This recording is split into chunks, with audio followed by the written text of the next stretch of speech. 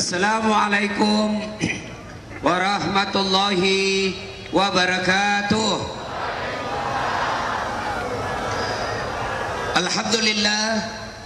Alhamdulillahi rabbil alamin. Wa bihi nasta'inu ala umurid dunya waddin. Ashhadu an la ilaha illallah wa ashhadu anna Muhammadan abduhu wa rasuluh. Allahumma salli ala sayyidina Muhammad wa ala alihi wa sahbihi ajma'in, amma ba'd. Faqad qala Allah subhanahu wa ta'ala fi kitabil karim wa huwa asdaqul qailin. A'udzu billahi minasy syaithanir rajim. Bismillahirrahmanirrahim. Ya ayyuhalladzina amanu taqullaha haqqa tuqatih wa la tamutunna illa wa antum muslimun.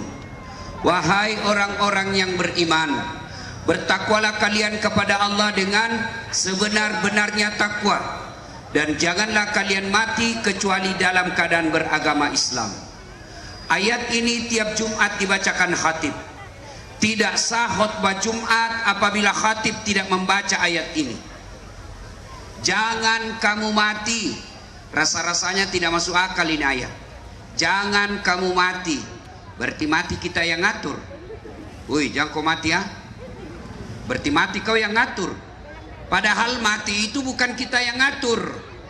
Orang kaya, orang miskin, raja-raja, rakyat biasa, wali kota,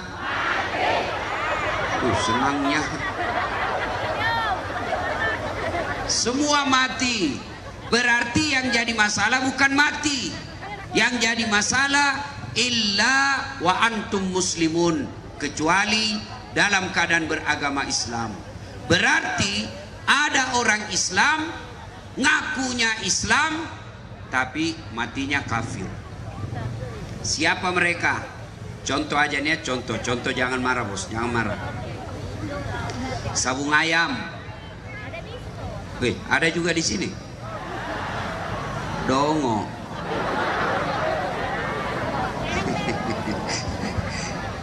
Didapat sama polisi, dikejar sama polisi.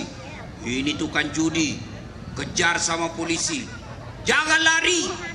Masih lari dia. Kejar, jangan lari. Masih lari.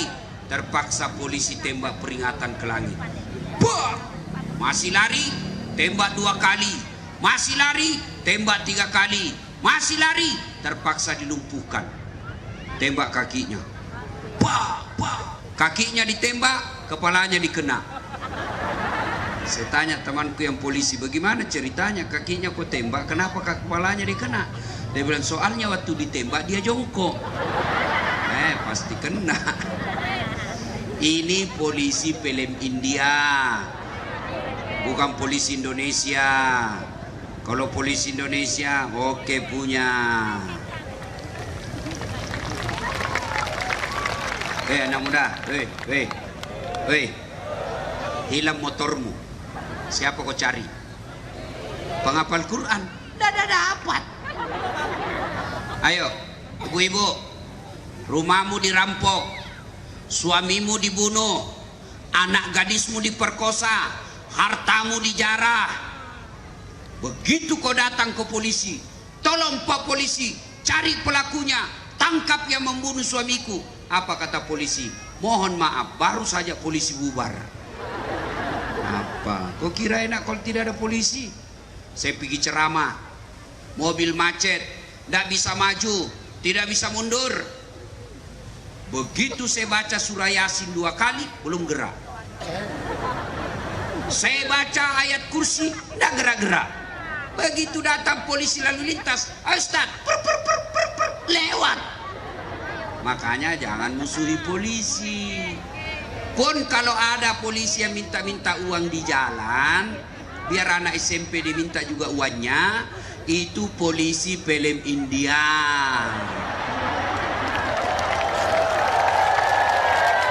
Mr. PJ. Oh, itu film India kan 3 jam. Ya toh, nanti mau habis baru dia datang. Wakalaidan, Allah kemudian berfirman, Bismillahirrahmanirrahim.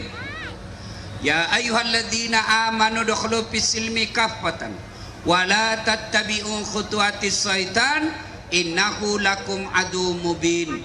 Wahai orang-orang yang beriman, masuklah engkau ke dalam Islam secara sempurna.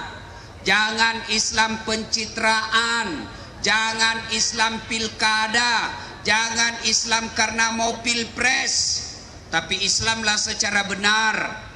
Wala tattabi'u khutuwatis syaitan, dan janganlah engkau ikuti langkah-langkah setan, karena sesungguhnya setan itu musuh yang nyata bagi kalian. Ibu-ibu, kalau kita dengar pengajian begini, ada ndak setan di tengah-tengah kita? Masa ada? Orang lagi ceramah, masa ada setan, Bu? Ada. Setannya bukan pocong, tapi apa setan yang ada di tengah-tengah kita? Bentuknya handphone.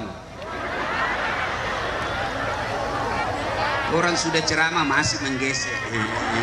Setan itu HP-mu. Orang sudah ceramah masih sudah sibuk.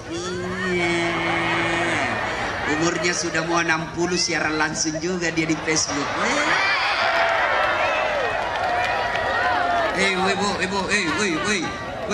simpan dulu HP-mu, Bu. Simpan dulu, Ibu. Ibu-ibu yang pegang handphone selama saya ceramah, saya doakan suaminya kawin lagi. Amin.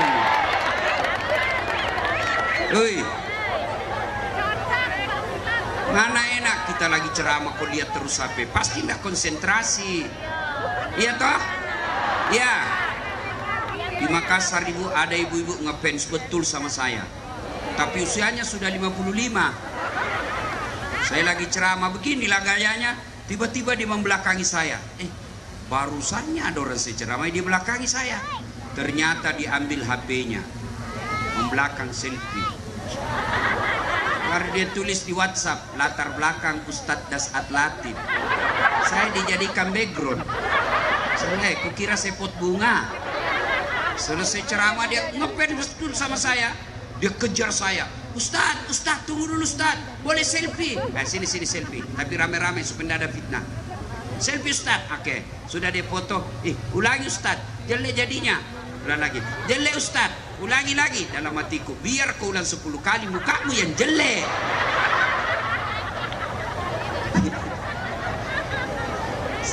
Ibu 55 tahun. Sudah bawa minyak gosok. Selesai itu langsung dia bilang, Ustadz, mohon maaf, boleh cium? Apa kamu cium? Haram. Kasih ngamu istriku di rumah. Tidak nafsu Ustadz, cari barakah. Haram. Coba kau masih muda.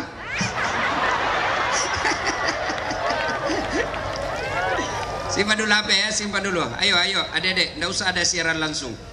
Ya, bahaya kalau kita siaran langsung, Pak. Ini ceramah untuk orang Islam. Tapi kalau kalian siaran langsung, terbuka untuk umum, biar non muslim bisa dengar. Tersinggung dia, saya yang susah. Pada dia yang salah, kenapa kau dengar dongok? Ini untuk orang Islam. Simpan dulu ya. Jangan ada siaran langsung, kasihani saya. Wa qala idzan, Allah kemudian berfirman, Bismillahirrahmanirrahim. Innallaha wa malaikatahu yusalluna 'alan nabi. Ya ayyuhalladzina amanu sallu alaihi wa sallimu taslima. Sesungguhnya Allah dan para malaikatnya bersalawat kepada Rasulullah Muhammad sallallahu alaihi wasallam, maka wahai orang-orang yang beriman, bersalawatlah kalian kepada Rasulullah dengan sebaik-baik salawat. Satu kali, Bu, Nabi lagi duduk-duduk bersama malaikat Jibril. Tiba-tiba Nabi melihat ada malaikat 1 juta jari-jarinya. Ibu-ibu, berapa jari-jarimu, Bu? 10, cacat dong. 20, kan ada kakimu. Ini malaikat 1 juta jari-jarinya deh. Nabi kagum dan bertanya kepada Jibril, wahai Jibril, malaikat apa itu? Banyak betul jari-jarinya. Jibril menjawab, itu malaikat yang Allah tugaskan mencatat air ketika hujan. Ada yang bisa catat air hujan? Kenapa? Tidak mampu kita catat, Ustaz. Kenapa? Banyak sekali tetesannya. Lalu Nabi bertanya kepada malaikat ini, wahai malaikat, apa kau mampu mencatat air ketika hujan? Ya, ku catat yang jatuh di gunung, ku catat yang jatuh di laut, ku catat yang jatuh di darat, semua aku catat. Ya Muhammad, satu yang tidak bisa aku catat. Kenapa? Jumlahnya lebih banyak daripada air ketika hujan. Apa itu? Ketika umatmu berkumpul di lapangan depan Masjid Lubuk Linggau, lalu mereka bersalawat bareng-bareng. Di tempat itu dia bersalawat kepadamu, maka aku tidak bisa mencatat betapa banyak pahala yang turun di tempat itu. Makanya kalau kumpul begini, salawat bareng-bareng, banyak pahalanya. Ibu tidak bisa memperbanyak amal dengan tahajud, adik-adik tidak bisa memperbanyak amal dengan umroh, bapak-bapak tidak bisa memperbanyak amal dengan Senin Kamis. Maka ketika kumpul kalian berjamaah, bersalawatlah karena di situ banyak pahalanya. Maka saya mau dengar mana lebih kencang suaranya ibu-ibu dengan bapak-bapak. Bisa? Nah, kita tanding. Ibu-ibu dulu, bapak-bapak diam. Yuk, ibu-ibu jangan mau kalah sama bapak-bapaknya, ibu. Ya, yuk, salawat bareng-bareng. Ikut sama saya. Salatullah salamullah ala. Ayo anak putri. Salatullah salamullah ala Yasin. Alhamdulillah. Ini bukan kencang, ini bukan keras. Inilah yang disebut syahdu. Suara begini yang kasih nafsu laki-laki.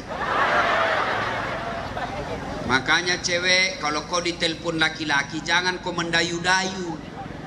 Assalamualaikum dek. Waalaikumsalam kak. Bagaimana cowok bunda nafsu, baru dengar suaramu kau sudah menggoda kayak lemas.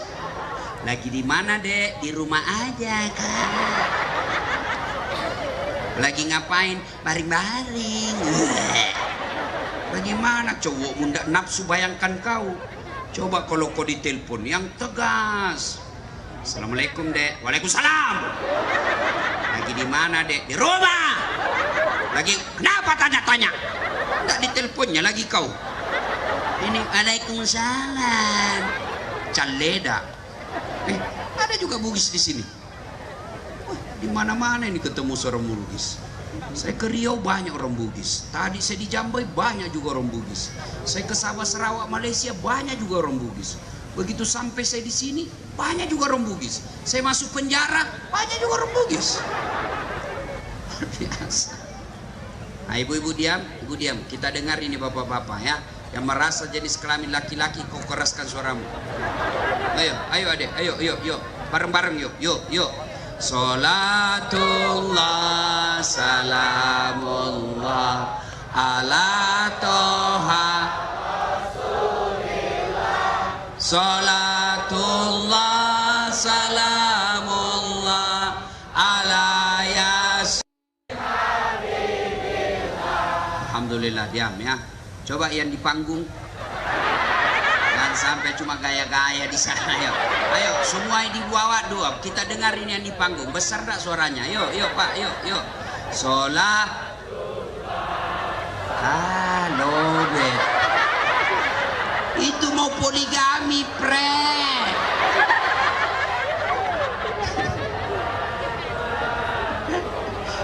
Kasihan. Ayo, ibu bapak, saudara-saudara sekalian, teristimewa yang kita muliakan, para alim ulama yang hadir di tempat ini, terkhusus yang kita cintai dan kita hormati, Bapak Wali Kota dan Wakil Wali Kota beserta istri, yang insya Allah dimuliakan dan dirahmati oleh Allah Subhanahu wa Ta'ala.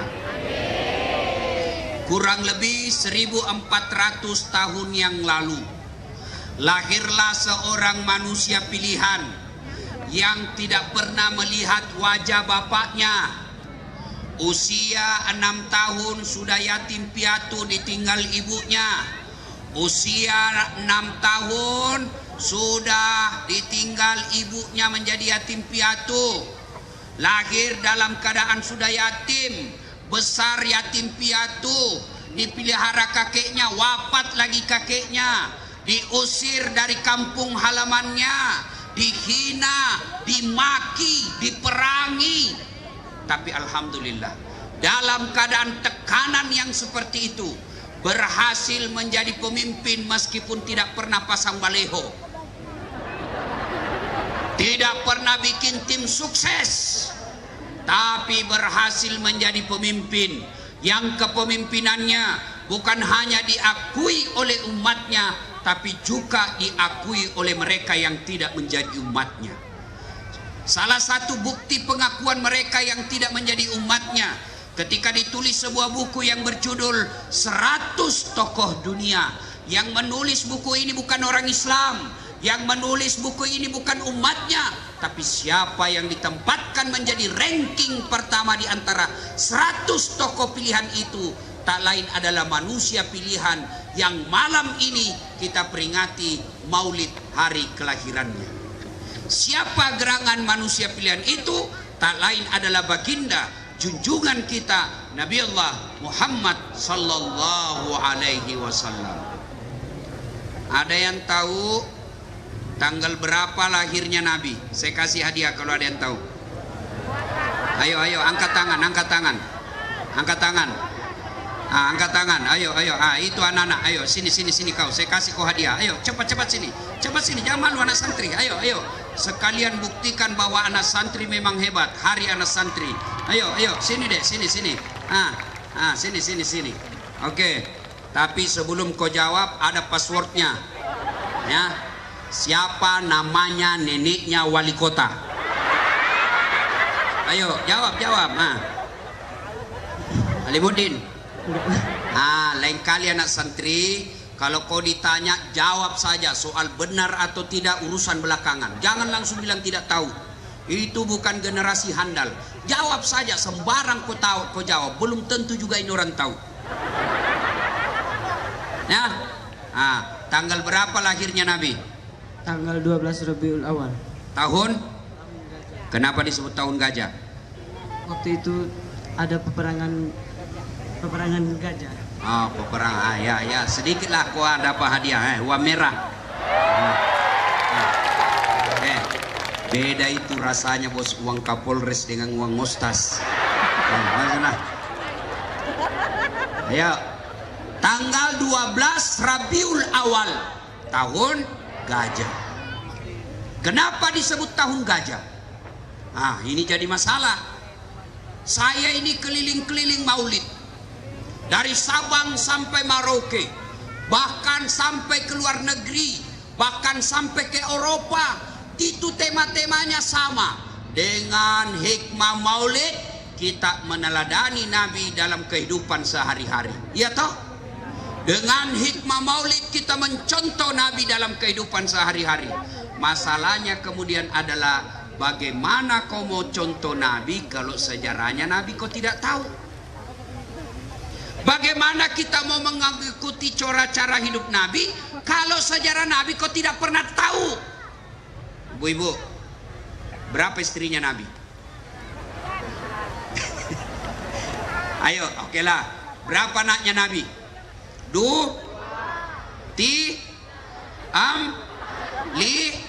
Bingung makodomo. Bagaimana kau mau contoh Nabi? Ayo, sejarah Nabi saja tidak tahu. Bagaimana anak-anak kita mau tahu sejarah Nabi? Bapaknya dia tidak tahu sejarah Nabi. Ada anak-anak ditanya bapaknya, Pak, kenapa tahun lahirnya Nabi disebut tahun gajah? Apa dia bilang bapaknya? Karena bukan tahun kambing goblok. Ayo, balik tanya mamanya, Mak, kenapa disebut tahun gajah? Apa kata mamanya? Kenapa saya kau tanya? Apa gunamu sekolah? Ayo, bagaimana anak kita mau teladani Nabi? Sejarah Nabi kita tidak tahu.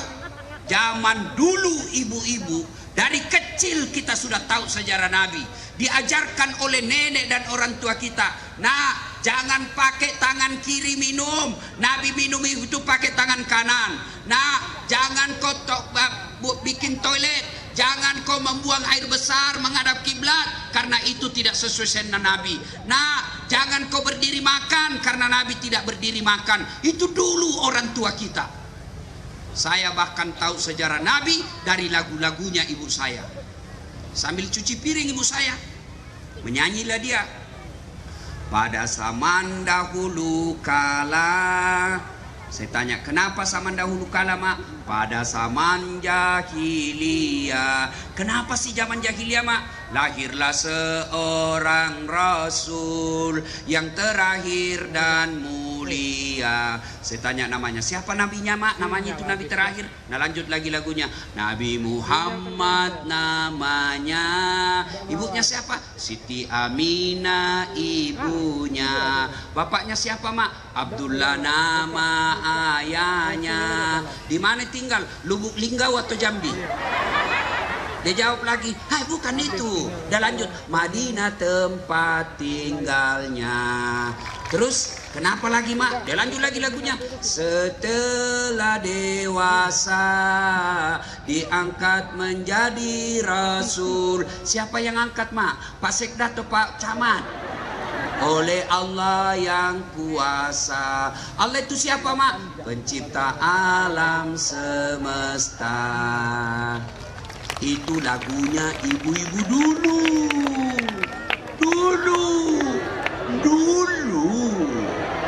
Sekarang lagunya ibu-ibu apa? Yo ayo. Dongo. Beleng-beleng.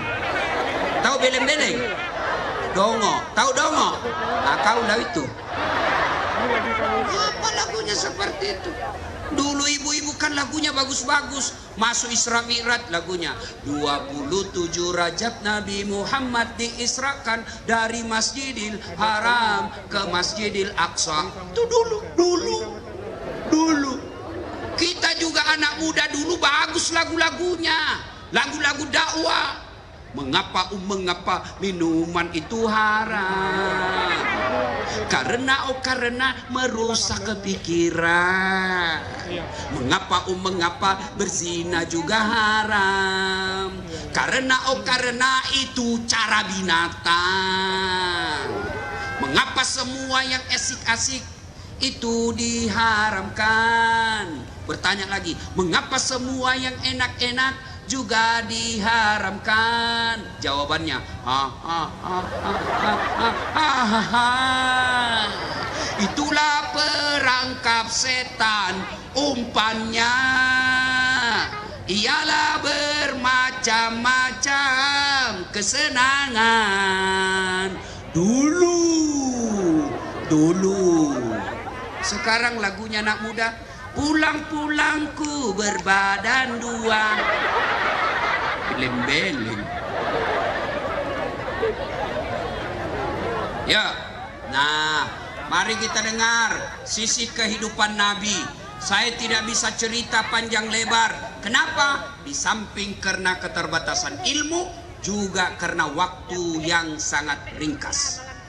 Tidak secara lengkap. Ayo. Nabi lahir disebut tahun gajah. Kenapa disebut tahun gajah? Ada raja yang sombong, namanya Abraha. Dia cemburu sama kota Mekah. Kenapa? Orang-orang Arab setiap tahun datang ke Mekah. Semua orang Arab di Jazirah Arab, Timur Tengah, datang semua ke Mekah. Ini Abraha, dia bilang, kenapa bukan kotaku didatangi? Kenapa mesti ke Mekah? Sebarkan intel. Oh, dapat jawabannya. Ternyata orang ke sana karena ada bangunan mulia yang disembah orang-orang Arab. Apa? Namanya Ka'bah. Akhirnya Abraha bikin duplikat, bikin Ka'bah palsu di kampungnya. Tapi anehnya tidak ada orang ke kampungnya, orang tetap ke Mekah. Marah Abraha, jalan satu-satunya hancurkan Ka'bah. Bikin pasukan khusus, berkendaraan gajah, naik mereka mau menghancurkan Ka'bah. Mereka punya mau, Allah punya kuasa. Begitu dekat dengan kota Makkah, Allah turunkan bantuannya, Allah turunkan pasukannya berupa burung ababil yang membawa batu-batu dari neraka. Dia hamparkan semua batu-batu ini, hancur berantakan kendaraan gajah itu beserta Raja Abraha pada tahun kelahirannya Nabi. Tahun itulah maka disebut tahun gajah. Jadi jangan kau lagi bilang karena bukan tahun kambing. Sudah. Lama kita ringkas cerita. usia 25 tahun Nabi menjadi pegawainya Siti Khadijah, janda Mekah yang paling kaya waktu itu. Khadijah memperkerjakan Muhammad belum jadi Nabi. Maka dia lihat pekerjaannya, bagus juga ini pegawaiku satu, jujur, bagus kerjanya, disiplin, cakep pula, selalu dipuji. Di depannya sekretarisnya namanya Nafisa. Nafisa berkata, ini bunda kayaknya jatuh cinta sama Muhammad. Akhirnya apa? Nafisa menjadi tim sukses. Bukan tim sukses pilkada ya. Kalau tim sukses pilkada dia yang sukses. Ada tim sukses di sini. Biasanya tim sukses itu kontraktor. Ada kontraktor di sini. Pernah dengar ceritanya kontraktor di akhirat? Pernah? Belum tahu ibu? Jadi konon kabarnya itu penghuni surga sama penghuni neraka SMS-an. Dia bilang penghuni surga, bagaimana kabarmu di situ mas bro? Dia bilang, hancur kita ini di neraka. Nggak ada enaknya, di blender terus. Lalu dia bilang dari neraka, kamu bagaimana kabar beritamu di surga? Alhamdulillah nyaman betul di sini surga. 1 laki-laki 7 bidadari pendampingnya. Bayangkan Pak, 7 bidadari. Dan itu bidadari tidak pernah kentut, perawan terus. Gak sama istri kita di rumah, 7 kali kentut 1 hari. Jadi bapak-bapak yang tidak punya istri dan tidak berani poligami, siapkan 7 bidadari. Pernah saya selesai ceramah di Makassar begini, tiba-tiba ada ibu-ibu datang, Ustadz, betulkah itu 1 laki-laki 7 bidadari di surga? Iya, yang penting suamimu masuk surga. Jadi suamiku juga begitu nanti? Iya, 7 bidadari. Dia langsung, ya Ustadz, bolehkah saya berdoa? Ibu mau berdoa apa? Ya Allah, janganlah kau berikan bidadari suamiku. Cukuplah saya bidadarinya dunia sampai di akhirat. Saya bilang, hei sini kau ibu, kau sudah siksa suamimu di dunia, kau mau lanjut lagi di akhirat. Lalu penghuni surga ini berkata, nyaman betul di sini. Penghuni neraka berkata lagi, bolehkah kami jalan-jalan ke situ melihat keadaanmu? Boleh aja, sini aja. Tapi bagaimana caranya? Kata penghuni neraka, gampang mas bro. Karena penghuni neraka kreatif, pandai mencari solusi. Gampang. Gimana caranya? Kami bikin jembatan dari neraka, kau juga bikin jembatan dari surga. Kita ketemu di tengah. Bagaimana? Setuju? Setuju. Lelang proyek. Keluar pemenang tender. Waktu pekerjaan 3 hari. Hari pertama jembatan dari neraka sudah selesai 70%. Hari kedua selesai 80%. Hari ketiga tuntas, efektif dan efisien. Selesai tepat waktu. Dilihat ini dari neraka, kenapa jembatan belum surga belum goyang-goyang? Kenapa belum mulai proyeknya? Teriaklah ini dari neraka, oi mas bro penghuni surga, kenapa kau belum mulai proyekmu? Kami ini sudah sampai di tengah. Apa kata dari surga? Bagaimana mau dimulai bos? Kontraktor, pemborong, panitia, ada semua di situ.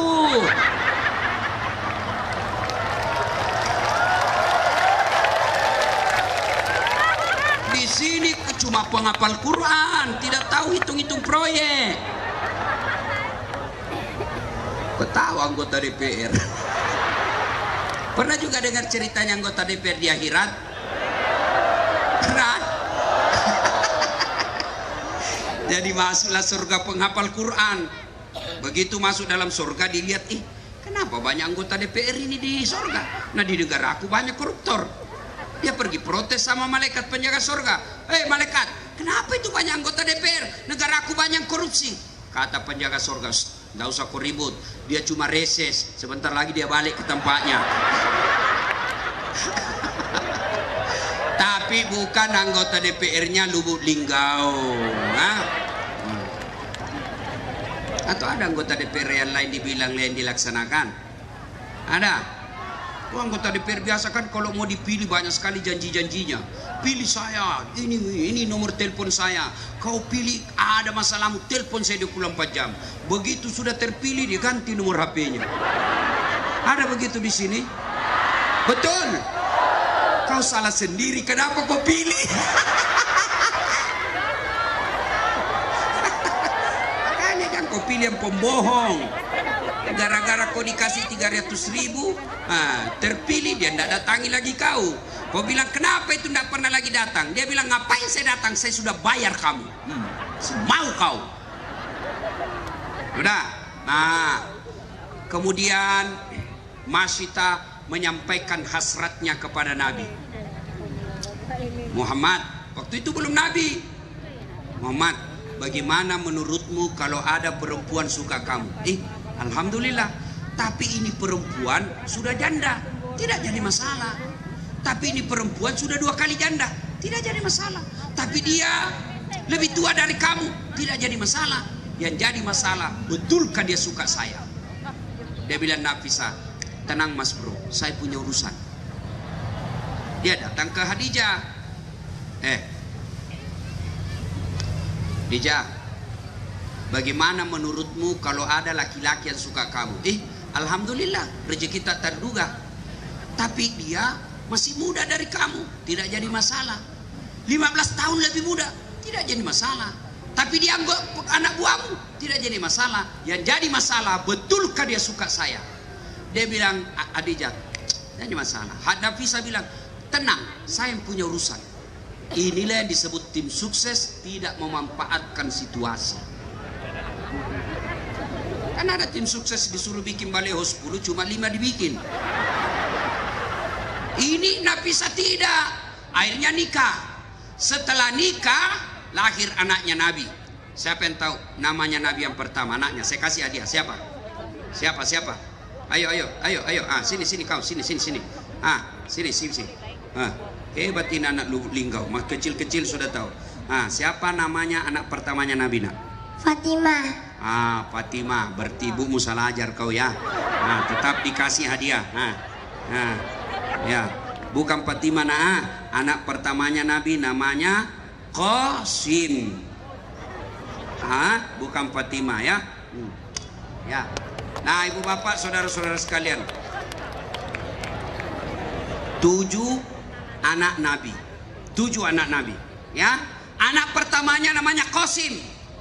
Setelah lahir anaknya beliau, kemudian nih dengar ini, dengar. Belum jadi Nabi. Usia Nabi waktu itu 37 tahun. Di Makkah terjadi perselisihan. Apa sebabnya? Ka'bah dipugar. Setelah dipugar, batu Hajar Aswad mau diletakkan kembali di tempat asalnya. Ribut warga Makkah. Kata Bani Auf, kami lebih berhak. Kata Bani Adi, saya lebih berhak. Ribut semua suku, merasa lebih berhak 4 suku. 6 hari tidak ada penyelesaian. 6 hari belum ada jalan keluar. Akhirnya di hari ke-7 mereka musyawarah. Begini saja, kita tunggu besok. Siapa yang lewat di pintu itu, sekarang namanya masjid, siapa yang lewat di pintu itu, maka kita tunjuk untuk menunjuk siapa di antara kita yang akan meletakkan batu Hajar Aswad. Setuju? Setuju. Maka tunggu besok. Ternyata yang lewat pertama di pintu itu dialah Muhammad, yang pada waktu itu diberi gelar orang Makkah Al-Amin, yang terpercaya karena tidak pernah bohong. Lalu dia bilang, Abu Lahab, cocok ini mi, kaulah Muhammad. Bagaimana ini? Kami sudah berhari-hari bermusyawarah, tidak dapat jalan keluar. Siapa yang kau tunjuk untuk meletakkan batu Hajar Aswad ini? Nabi lalu mengambil serbannya. Beliau letakkan serbannya. Adik-adik tahu serban? Berapa sujudnya serban? Berapa? 4. Berapa suku yang bertengkar? 4. Maka Nabi letakkan serbannya, diletakkan, lalu Nabi memanggil semua 4 kepala suku, silahkan kau pegang sudutnya masing-masing. Setuju? Setuju. Lalu Nabi dia bilang, daripada kau bertengkar, saya ambil ini batu, letakkan di serban, mari kita angkat bareng-bareng. Setuju? Setuju. Sudah, daripada kalian bertengkar semua, sudah itu pegang tanganmu masing-masing, kita letakkan di kembali tempatnya. Selesai masalah tanpa masalah. Ada lagi tahu Pegadaian. Ini ibu-ibu dasar suka kredit. Coba, artinya apa? Usia Nabi belum jadi Rasul, beliau sudah menunjukkan kecerdasannya dengan cara apa? Meletakkan batu, menyelesaikan masalah warga tanpa ada yang dirugikan. Win-win solution. Berarti Nabi cerdas. Nah, hikmah pertama dedek, ini ada dedek santri, kalau kalian mau sukses maka utlubul ilma, tuntut ilmu pengetahuan. Ulang tahun Lubuk Linggau yang ke-18 ini, maka wali kota besok panggil kepala dinas pendidikannya. Wahai kepala dinas pendidikan, besok kau keliling sekolah-sekolah yang ada di wilayah kita, cari anak-anak SMA kelas 3 yang punya nilai baik, yang punya akhlak bagus, sekolahkan, ditanggung oleh pemerintah kota sampai di mana dia mau sekolah. Itu kalau mau maju, utamakan pendidikan. Adik-adik, Iqra ayat pertama turun. Bukan perintah puasa, bukan perintah haji, bukan perintah sholat, tapi ayat pertama Iqra, baca. Berarti kalau kabupaten kota ini mau maju, maka utamakan pendidikannya buat anak-anak kita.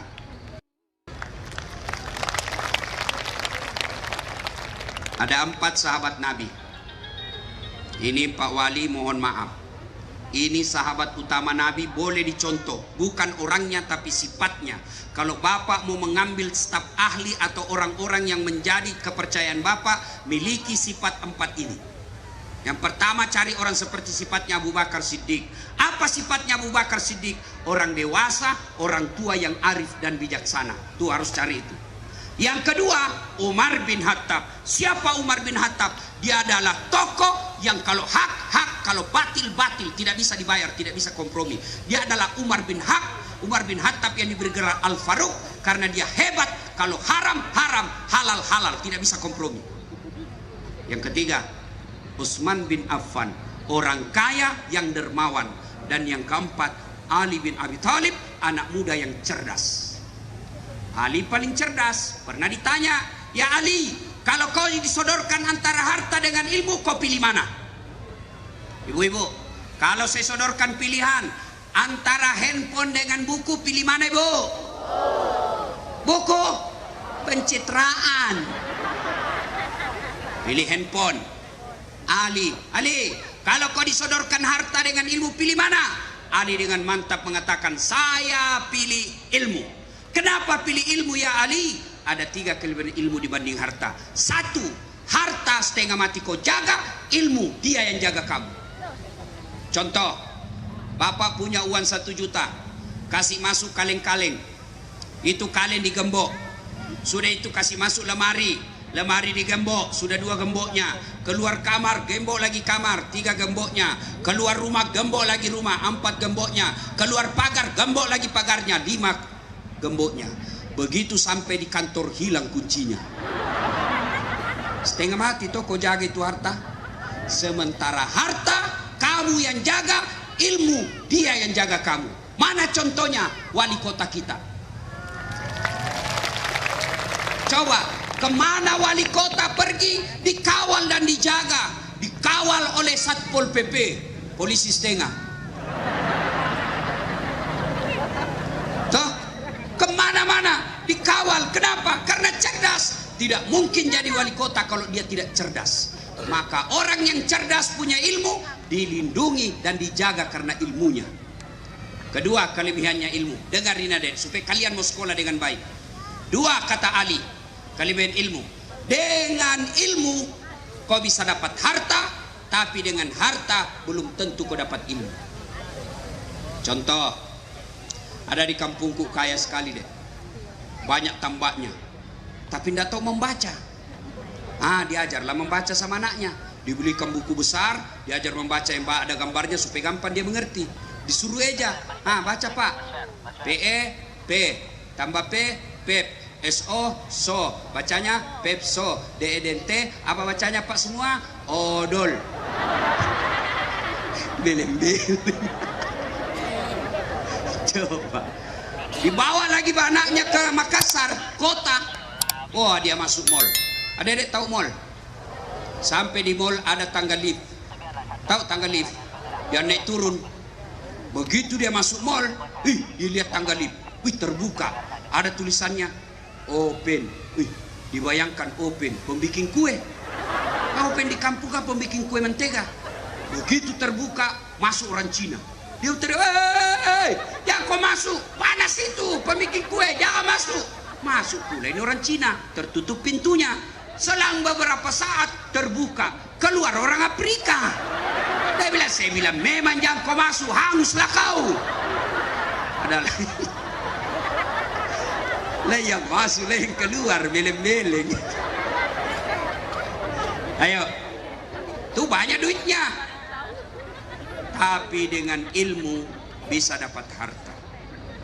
Mana contohnya? Ustaz Dasar. Ya, keliling kemana-mana. Waktu saya kecil dulu, saya lihat itu pesawat lewat di kampung saya. Saya teriak, pesawat, kapal lalutu. Orang Bugis bilang, kapal lalutu, kapal lalutu.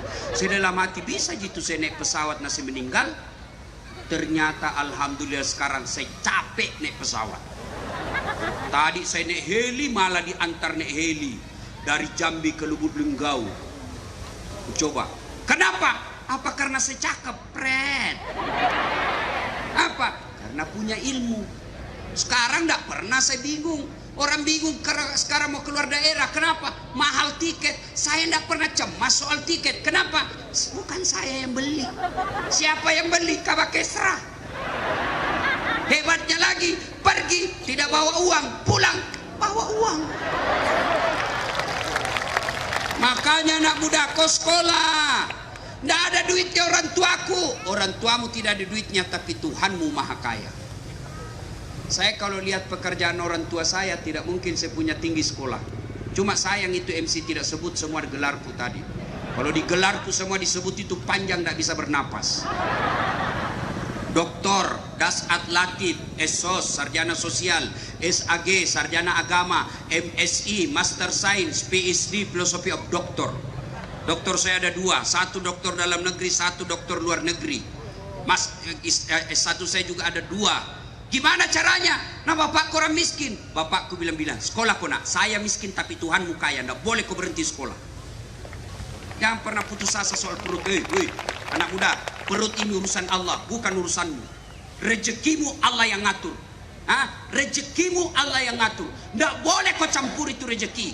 Ajal, jodoh, maut, jodoh Allah yang ngatur. Biar bukan jodohmu, tidak ketemu kau kalau tidak jodoh.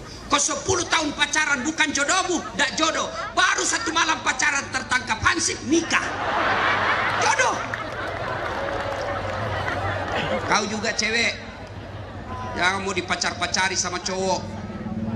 Modal Silver Queen 10.000 dibawa malam minggu. Testosteron 1 botol, roti 1, autan 2, pakai sabun nyamuk, dibawa di pinggir jalan lapangan nonton, pret. Ya, aku percaya itu cowok. Gunung kan kudaki, lautan ku seberangi, masjid kau lewati, pret. Woi cewek, jangan kau mau dicowok-cowok pacar-pacari cowok. Sudah 3 tahun kau dipacari, tidak dinikah-nikahi. Motor aja itu 1 tahun sudah lunas cicilannya. Kau 3 tahun dipakai gratis, tidak bodoh. Minta kau sama dia, cowokmu, nikahi saya. Kalau kau tidak mau, saya nikah sama laki-laki lain. Kau juga cowok, jangan kasih bodoh-bodoh cewek. Ya, mentang gagah, mana buktinya? Apa kau minta bukti? Bukti minta kancing baju. Cewek, kalau dia bilang cowokmu mana buktinya, ambil kertas bermeterai. Saya Rahmawati berjanji sepenuh hati akan menunggu lelaki yang namanya Rahman. Setelah dia kerja dan menghafal 30 juz, saya terima lamarannya apapun alasannya. Bismillah, yang berjanji Rahmawati. Itu boleh kau dituntut kalau kau ingkar janji, ada materainya. Ya, nah ibu bapak, adik-adik sekolah. Yang kedua, kelebihan ilmu. Dengan ilmu kau bisa dapat harta, tapi dengan harta belum tentu kau dapat ilmu. Yang ketiga kelebihan ilmu kata Ali. Harta kasih orang berkurang, ilmu kasih orang nambah. Ayo sekolah. Bapak-bapak, ibu-ibu, jangan kasih putus sekolah anak. Saya miskin Ustaz, jangan. Anakmu punya rezeki sendiri. Bapak cari nafkah. Saya mestinya bapak ngomong, nak, saya dulu cita-cita jadi akabri. Nak, saya cita-cita jadi dokter, tapi putus sekolah karena nenekmu tidak bisa. Sekarang kau yang harus lanjutkan cita-citaku. Kau sekolah sampai kapanpun, saya siap biayai kau. Jangan putus asa soal rezeki. Masing-masing kita punya rezeki. Yuk sekolah deh baik-baik. Ya, tahu cica? Tahu cica ibu? Apa dimakan cica? Hah? Masuk akal enggak? Masuk akal? Bagaimana caranya? Cicak cuma di dinding jalan-jalan, nyamuk terbang. Di mana ketemu? Satu ada sayapnya, satu tidak ada. Tapi lagu kita mengajarkan dulu waktu kecil lagu akidah. Cicak-cicak di dinding, diam-diam merayap. Datang seekor nyamuk. Nyamuk yang datang. Lagu tidak bilang cicak lompat ke nyamuk. Setengah mati cicak. Salatullah ala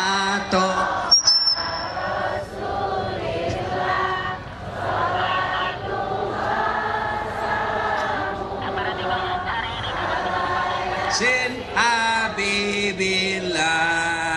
Sudah, karena waktu yang sangat terbatas. Usia 40 tahun Nabi mulai cemas. Kenapa ini orang Mekah menyembah berhala? Kok nyembah patung? Empat Tuhannya, Lata, Manat, Uzza, Hubal. Maka Nabi pergi bersemedi, kalau bahasa Jawanya. Naik ke Gua Hira.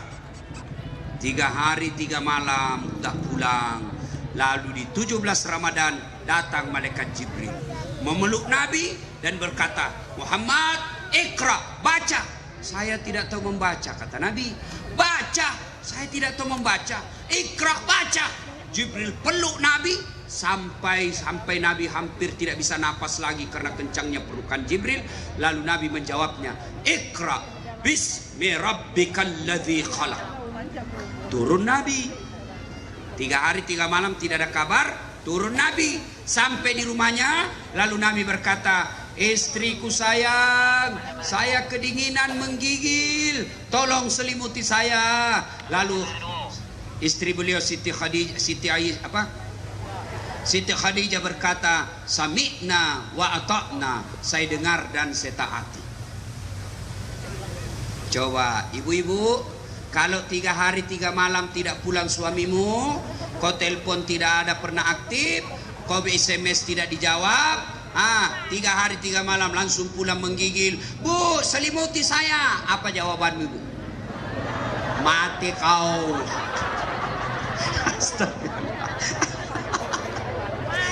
Paling tidak diselimuti, diinterogasi. Dari mana kau? Dari mana kau? Hikmah maulid yang kedua, jadilah istri yang tidak pernah sangka buruk sama suami. Kenapa rumah tangga banyak pecah dan bercerai? Karena sangka buruk istri kepada suami, suami sangka buruk kepada istri. Ayo Bu, Bu, sangka baik sama suami, perasaanmu tenang. Telepon tidak dijawab, oh suamiku lagi buang air besar. Telepon tidak dijawab, oh suamiku lagi sholat duha. Telepon tidak dijawab, suamiku lagi sholat berjamaah. Tenang perasaanmu. Tiba-tiba masuk WhatsApp, wih, saya lihat suamimu bonceng cewek, cantik betul. Oh, berarti suamiku lagi nge-grab. Tenang perasaanmu. Hah? Pegawai, kalian mau tenang hidup, sangka baik. Tadinya kepala dinas, tiba-tiba tidak ada lagi jabatan, dijadikan staf ahli, ahli yang tidak ada stafnya. Sangka baik, jangan sangka buruk. Itulah yang terbaik. Tadinya camat, tiba-tiba tidak ada jabatan, yakin itulah yang terbaik. Saya tamat SMA, daftar tentara, tes fisik tidak lulus. Kenapa? Ceper.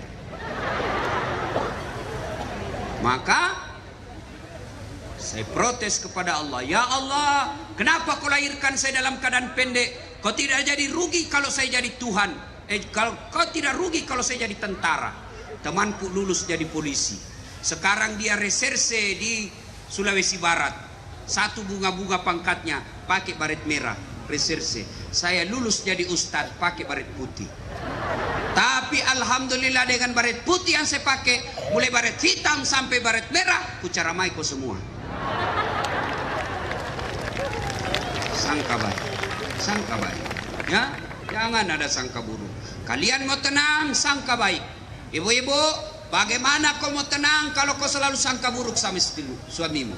Suamimu kau jadikan tahanan kota. Pulang langsung periksa HP. Bagaimana suamimu tidak cepat mati? Kena serangan jantung. Langsung datang kau periksa HP, belum sempat dihapus semua SMS nakal. Mati didapai, mati ya. Terpaksa kau dibohongi. Siapa telepon ini? Terpaksa dibohongi. Kenapa kau selalu curiga? Istri saya, ada kawan saya waktu SD, sampai sekarang masih selalu nelpon saya. Saya mau blokir di kampung saya mau blokir. Nanti dibilangi sombong. Mau diterima teleponnya, perasaannya istri tersinggung. Terpaksa aku tulis namanya di situ di HP ku, penjual batu bata. Bunyi telepon, kata mamanya, hei Ustaz, penjual batu bata. Jangan ku angkat, tagihan itu. Selamatlah saya. Suatu ketika saya bikin teh. Bulan saya ceramah saya bikin teh. Saya ambil itu toples ada tulisannya gula. Begitu saya tes, kenapa asin sekali? Ternyata isinya garam. Dia tulis gula. Saya kasih tahu istriku, kenapa kau tulis gula? Nah ini garam. Dia bilang HP-mu juga, lain kau tulis lain isinya.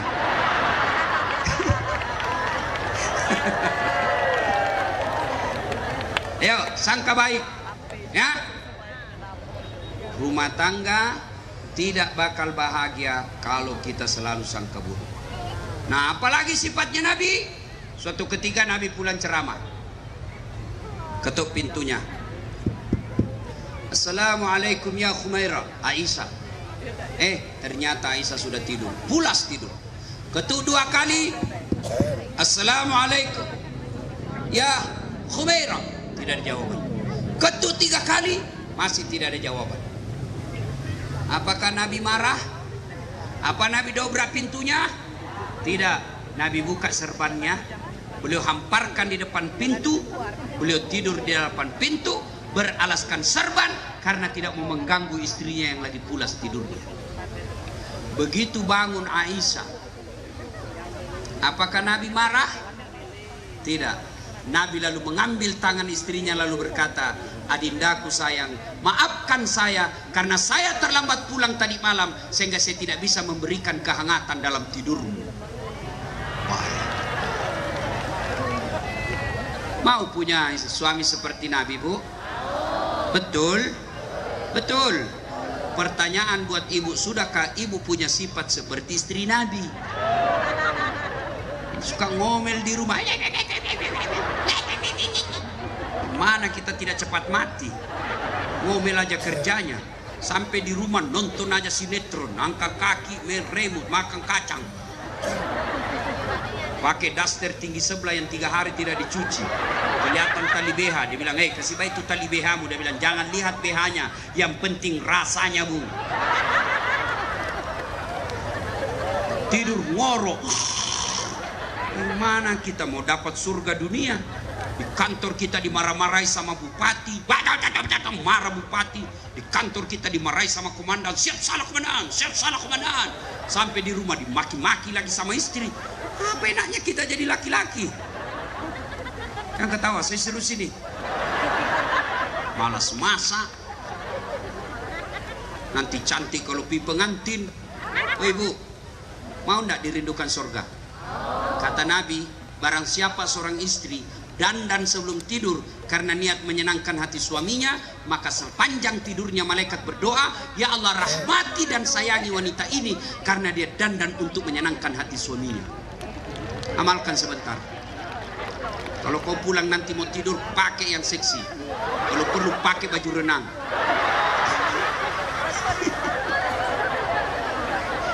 Ya.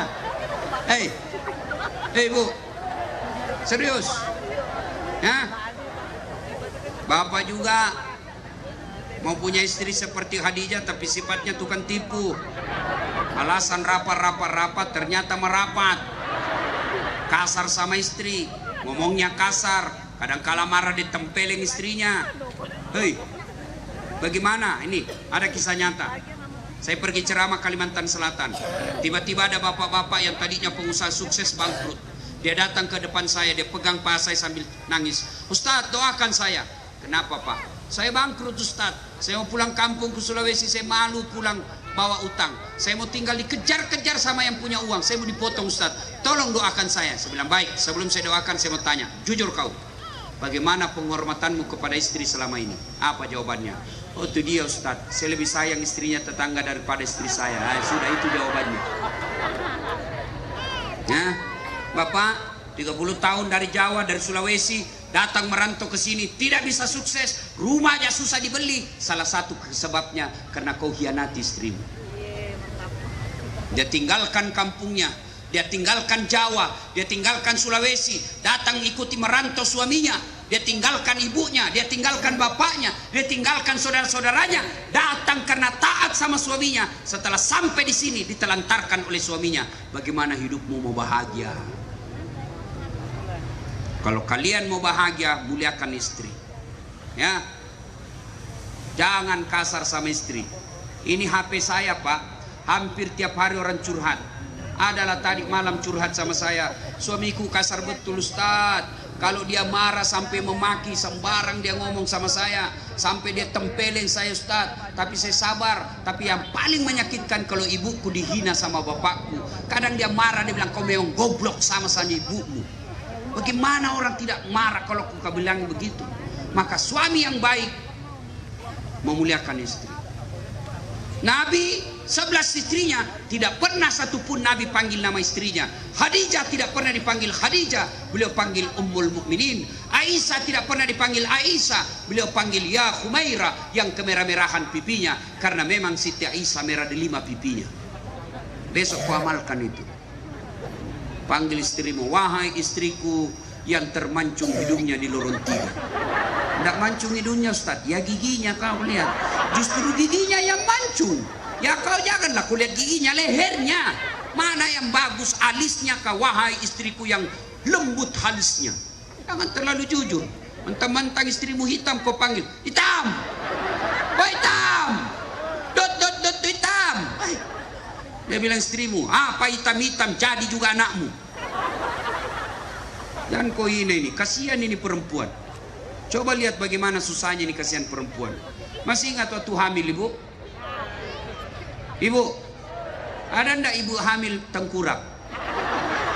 Coba bayangkan Pak, 9 bulan itu ibu-ibu hamil tidurnya sesak napas ke kanan ke kiri. Poso, satu aja gayanya, gaya pasrah. Mana ada ibu-ibu tengkurap? 9 bulan Pak.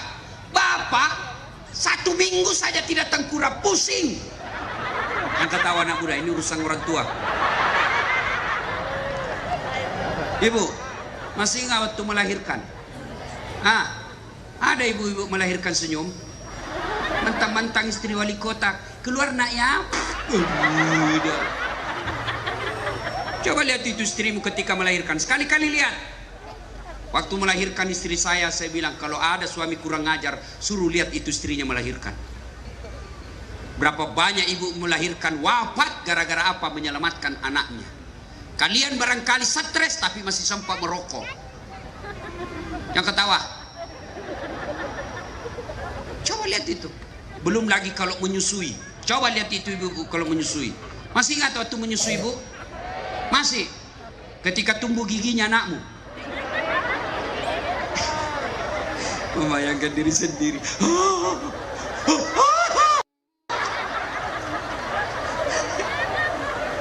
Coba itu istri.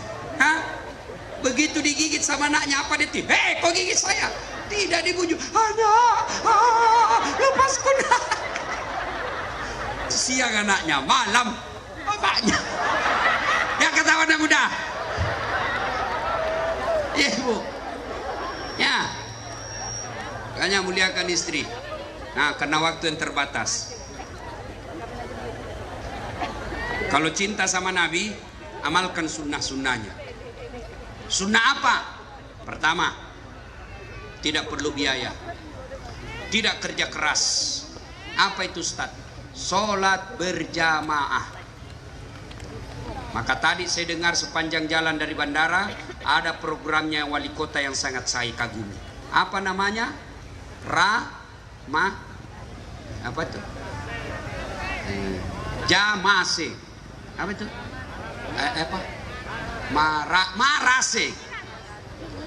Marasi. Kayak itu. Kan saya bukan orang sini, bos. Apa itu? Makmurkan masjid, rakyat sejahtera. Coba itu. Tapi biar wali kota punya program cantik dan hebat seperti ini, kalau kalian tidak ke masjid, tidak ada gunanya. Tapi alhamdulillah masjid di sini ramai, Pak. Apalagi kalau subuh penuh sampai di luar, tidak ada di dalam. Dan di dalam orang tua yang sudah pensiun, yang sudah muka-muka sakaratil maut. Akhirnya apa? Lomba batuk di masjid. Itu subuh, tidak ada anak muda. Bagaimana orang mau ke masjid? Ini salah satu sebabnya. Kenapa orang malas ke masjid? Satu, karena dia tidak lihat pahalanya. Coba kalau wali kota umumkan, siapa yang datang berjamaah di masjid dikasih beras 50 kilo, pembeli pulsa 200.000. Saya yakin sholat subuh 4:30, jam 10 malam sudah penuh. Kenapa? Karena dia lihat pahalanya. Yang kedua, kenapa orang malas ke masjid? Karena dia tidak tahu pahala berjamaah. Dengar ini pahala berjamaah. Buka kitab Durratun Nasihin. Kata Nabi, kalau kalian wudhu, lalu kalian datang berjamaah di masjid, melangkah kaki kananmu, 1 pahala. Langkah kaki kirimu, dihapus dosa kecilmu. Jadi kalau rumah 300 meter dari masjid, PP 600 meter. 600 meter itu berapa langkah kaki? Kaki kanan 1 pahala, kaki kiri gugur dosa kecilmu. Berapa langkah kaki? Apalagi kalau jalan ke masjid begini. Berapa langkah kaki kau dapat? Ayo. Yang kedua, kata Nabi, kalau kalian ke masjid, tembok, pagar, dinding, aspal, semua jadi saksi. Dia akan berkata, ya Allah, jangan kau masukkan dia neraka, masukkan dia surga. Saya saksinya, tanggal 30 dia datang berjamaah di masjid. Itulah sebabnya Rasulullah menganjurkan, ketika kalian sholat sunnah di masjid, tiap 2 rakaat pindah, 2 rakaat pindah lagi, 2 rakaat lagi pindah. Supaya apa? Tambah banyak saksimu di akhirat nanti. Itulah juga sebabnya Nabi anjurkan, ketika kalian datang berjamaah di masjid, lain jalanmu waktu pergi, lain pula jalanmu waktu pulang. Waktu pergi dari sana, maka pulang ke sana. Jangan juga salah paham. Mentang-mentang sudah dengar begini, oh sebelum dia ke masjid ke bandara dulu, keliling ke pasar, lapangan sepak bola, baru datang sini. Begitu datang sudah selesai sholat, beleng-beleng. Apa? Apalagi keutamaan berjamaah? Kata Nabi, kalau bajumu basah gerimis, kena debu sepanjang kau jalan, tidak usah cemas. Bajumu yang basah kena gerimis, bajumu yang kena debu, gerimis, baju itulah yang basah. Dan baju yang kena debu itulah yang akan melindungi kalian agar tidak disentuh api neraka. Jadi kalau gerimis datang ke masjid, tidak usah cemas, basahnya bajumu akan menjadi pelindungmu nanti. Apalagi keutamaan berjamaah? Di masjid ada silaturahmi. Keutamaan apa lagi? Di masjid lebih khusyuk. Coba bayangkan Bapak kalau sholat di masjid, begitu keluar masjid, rasanya itu sholat kita langsung diterima. Tapi kalau di rumah kan banyak gangguan. Istri masak, masuk baunya ke hidung. Dibayangkan ikan goreng, anak bunyi kasih bunyi dandutnya, kita juga ikut menyanyi dalam hati. Maka datang ke masjid. Apalagi penyebab orang malas ke masjid? Yang ketiga, manajemen masjid tidak bagus. Ada masjid saya bangun Pak, kecil tapi nyaman. Karpetnya hampir tiap tahun saya ganti. Yang asan, saya bikin lomba asan. Pemenangnya saya gaji tiap bulan layaknya pegawai negeri hanya untuk 5 kali asan 1 hari. Imamnya penghafal Quran, saya bikinkan kamar, saya kasih motor dinas, gajinya lebih dari pegawai negeri biasa. Penceramanya belum ceramah, saya sudah kasih honornya. Kalau di khotbah minggu depan, minggu ini sudah sampai honornya dengan judul ceramahnya. Sound sistemnya baik, ber-AC, tempat duduknya bersih hingga orang nyaman datang ke masjid. Ini bagaimana orang ke masjid? Karpetnya sudah 4 kali lebaran tidak pernah diganti. Begitu kita sujud, teh cica didapat. Apalagi yang asan orang tua sudah pensiun asma. Ayah.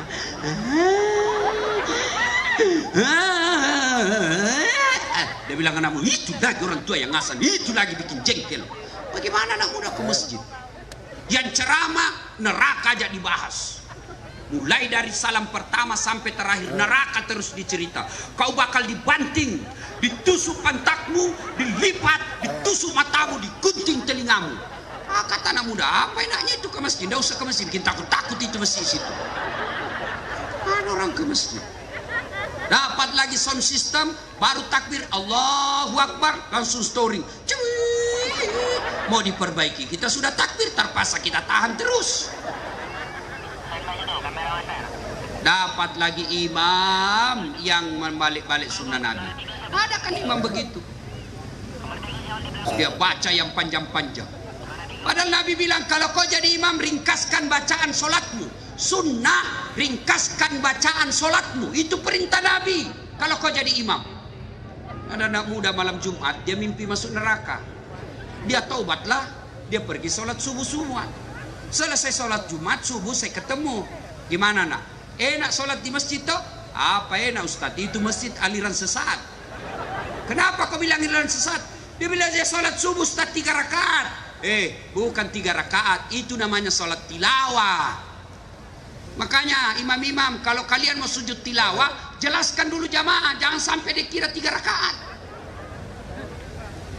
Kata Nabi, baca yang ringkas. Itulah sebabnya dianjurkan ketika balik sholat jami rahimakallah, Nabi anjurkan untuk apa? Lihat pasukanmu. Ada orang tua, ibu-ibu yang mau sekali kentut. Ada anak muda, dia lupa kunci motornya di motor. Habis hilang sudah motorku. Lamanya lagi di Pak Imam. Coba. Iya. Yang kedua kata Nabi, baca yang umumnya orang hafal. Tujuannya apa? 1. Tujuannya disuruh baca hafal. Begitu imam membaca Al-Fatihah kita ikut. Kenapa? Karena kita hafal. Tapi begitu imam membaca surah Al-Anfal ayat 3 sampai 70, dia khusyuk dengan bacaannya, kita khusyuk dengan hayalan. Kita mau ruku, belum selesai, kita mau ikut, tidak dihafal, terpaksa kita baca semua pengumuman di dinding. Keadaan keuangan masjid, saldo kas, sudah habis 1 dinding, belum selesai Pak Imam, dibaca lagi apa? Kalender Persatuan Guru Republik Indonesia cabang Kota Lubuk Linggau. Belum habis bacanya Pak Imam, bajunya lagi orang dibaca. Caleg DPR RI nomor urut 7 Partai Golkar. Siapa yang salah? Imam. Saya pernah jamaah di kampung. Begitu imam sujud lama sekali. Kenapa ini imam lama sekali? Tidak biasanya begini. Ada kawan saya tidak tahan, dia angkat kepalanya. Langsung teriak, "Wih, hilang imam!" Ternyata imam keluar dari pintu.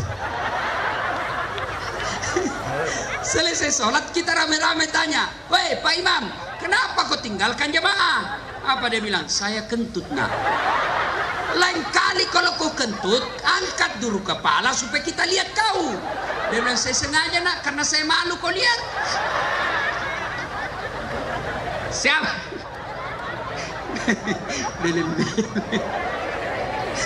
Siapa yang salah? Siapa salah? Imam. makmum juga harus tahu aturan. Imam ada aturannya, makmum juga ada aturannya.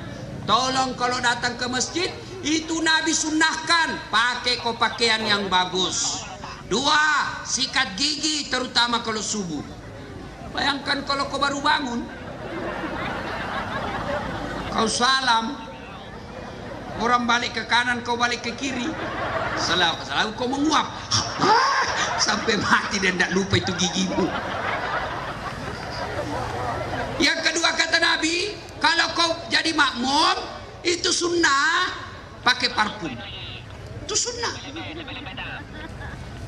Dan kalau datang ke masjid, jangan kau paksakan paham dan keyakinanmu. Ada orang pas sholat jamaah mulai takbir dia ganggu kita. Kayak dia mau gigit kita punya telinga. Allah. Akbar. Apa itu? Baca Al-Fatihah kayak ada di telinga kita. Malik. Ya, santai kok cowok. Yang paling menjengkelkan lagi itu kalau dia tidak kasih tahu kita itu jari-jari kaki, ada kan yang begitu, dikasih pindah jari-jari, dia kasih pindah lagi, kasih pindah, dia kasih pindah lagi. Saya jengkel. Selesai sholat, kenapa diinjak kaki itu? Kau ya salah, kenapa kau sentuh-sentuh kaki? Supaya saf jamaah rapat Ustaz. Sini, kalau kau mau saf jamaahmu rapat, bukan kakimu kasih jempol, tapi apa? Nih, bahumu. Kalau bahu rapat pasti saf rapat. Tapi kalau jari-jari kaki rapat belum tentu saf rapat.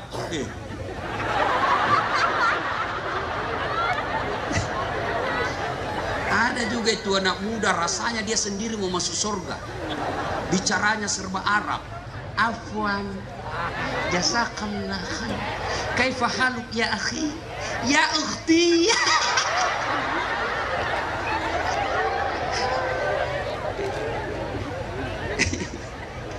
Sampai saya dia maki-maki di Facebook. Dia bilang, apa ini Ustaz?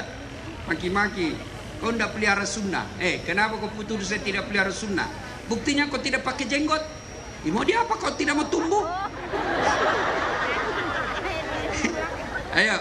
Nah ibu bapak saudara-saudara sekalian, pelihara sunnah Rasul dengan cara apa? Hidupkan sholat berjamaah. Bagaimana kalau perempuan Ustaz? Wanita tidak dianjurkan ke masjid, tapi kalau mau ke masjid jangan dilarang. Kenapa?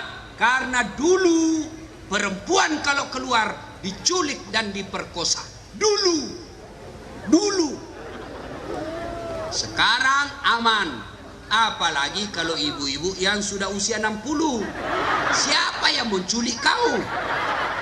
Tapi kalau ada akhwat ya, dedek putri yang SMP, SMA, kuliah, kau tidak usah ke masjid, lebih utama di rumah. Kenapa? Kalau kau ke masjid menimbulkan fitnah dan godaan bagi laki-laki.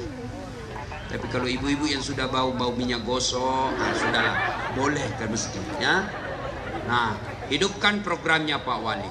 Berikutnya yang keempat, kalau kita cinta kepada Rasulullah dengan cara apa? Banyak-banyak menyebut nama Nabi. Sebut nama Nabi. Dengan cara apa? Bersalawat. Coba, ketika Allah perintah puasa, Allah tidak puasa. Allah perintah haji, Allah tidak haji. Tapi ketika Allah perintah kita bersalawat, innallaha wa malaikatahu yusalluna 'alan nabi. Allah dan para malaikatnya bersalawat. Maka besok mulai amalkan salawat. Ibu-ibu sambil cuci piring salawat. Salatullah salamullah. Dia dengar suaminya lagi lap mobil, dia lanjut ala toha rasulillah. Dia dengar anaknya lagi main game, salatullah salamullah ala yasin habibillah. Lewat mertuanya, teriak mertuanya, semua langsung salawat satu rumah ya. Ibu-ibu lagi gunda gulana, cicilan belum lunas, habis uang, selawat untuk kasih tenang hati. Datang suamimu marah-marah, selawat supaya dia tenang juga. Ya Nabi salam alaika, ya Rasul salam. Nah jadi marah, dia ikut salam alaika. Coba ibu-ibu, Suamimu mau tidur, usap-usap kepalanya. Ya Habib, salam alaika. Tenang perasaannya. Ya, ini tidak mentang-mentang suaminya sudah pensiun sakit-sakit, tidur suaminya dia usap kepalanya. Lagunya apa? Bila Israel datang menjemput. Nah, ibu bapak, saudara-saudara sekalian, karena waktu yang sangat ringkas, insya Allah lain waktu dan kesempatan kita akan lanjutkan. Lanjut. Belum puas? Memang saya bukan laki-laki pemuas. Mati saya kasih puas ke semua. Terus, betul? Menghina. Kok kira saya tukang parkir? Terus. Ya. Insya Allah lain waktu dan kesempatan. Terima kasih Pak Wali Kota yang mengundang saya untuk datang ke tempat ini.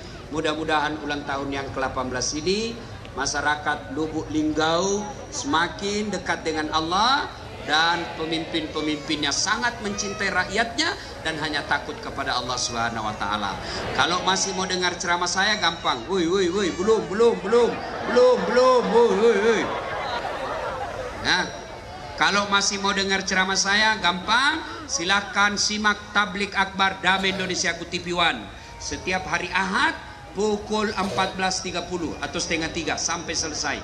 TV One tablik akbar Damai Indonesiaku. Tapi agak lama nunggu, 1 minggu baru muncul. Maka ada ceramah yang setiap saat boleh dinonton, 24 jam boleh. Gimana caranya? Ambil HP, buka aplikasi YouTube, tulis nama saya, Dasat Latif, keluarlah ceramah saya ribuan itu. Sudah itu, jangan lupa kasih tanda begini. Ini, begini. Sudah itu, like, jangan lupa kasih subbreaker. Apa? Subbreaker, ya.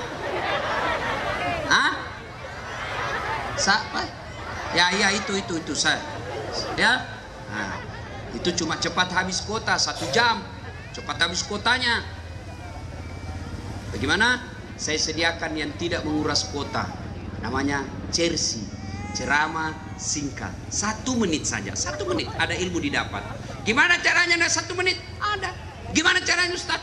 Follow saya di Instagram. Dasat Latif 1212.